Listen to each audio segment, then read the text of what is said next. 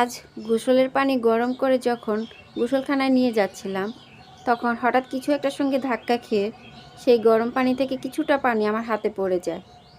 আর সাথে সাথে একটা ঘটনা আমার মনে পড়ে যায়। আজ থেকে প্রায় 4-5 বছর আগের ঘটনা। তখন অনেক শীত ছিল। আমি গোসলের পানি গরম করে যখন গোসলখানায় নিয়ে যাচ্ছিলাম, তখন কিছু একটার সঙ্গে ধাক্কা খেয়ে সেই সম্পূর্ণ গরম পানি আমার উপরে পড়ে যায়। এতে করে আমার শরীরের বিভিন্ন অংশ পুড়ে যায়। আমি অনেকটাই অসুস্থ হয়ে যাই। যখন কিছুটা সুস্থ হই, গোসলের জন্য যখন আবার গরম পানি করে আমি গোসলখানায় নিয়ে যাচ্ছিলাম, তখন পাশের বাসার এক আপু দেখে দৌড়ে এসে আমাকে বলছে, তুমি অসুস্থ, দাও আমি তোমাকে হেল্প করে দিই। আমি পানিটা বাথরুমে নিয়ে দিয়ে আসি। তখন আমি ওনাকে বারবার না করা সত্ত্বেও উনি আমাকে হেল্প করে দেয়। আমার গোসলের পানিটা উনি গোসলখানায় নিয়ে দিয়ে আসে।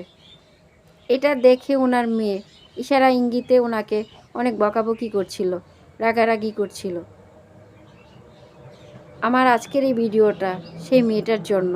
সে যদি আমার এই ভিডিওটা দেখে তাহলে আমি অনেক খুশি হব, কারণ তাকে আমি বলতে চাই সেদিনের সেই ইশারা ইঙ্গিত এবং তোমার মাকে বকাঝকা করা, ওগুলো আমি দেখেছি, কিন্তু আমি কখনো কোনোদিনও তোমাদেরকে বলিনি।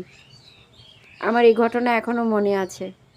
একটা কথা মনে রেখো, একজন বিপদগ্রস্ত মানুষকে যদি কেউ হেল্প করে তাতে কোনো ক্ষতি হয় না। তোমার যে কখনো বিপদ আসবে না তার কি কোনো গ্যারান্টি আছে?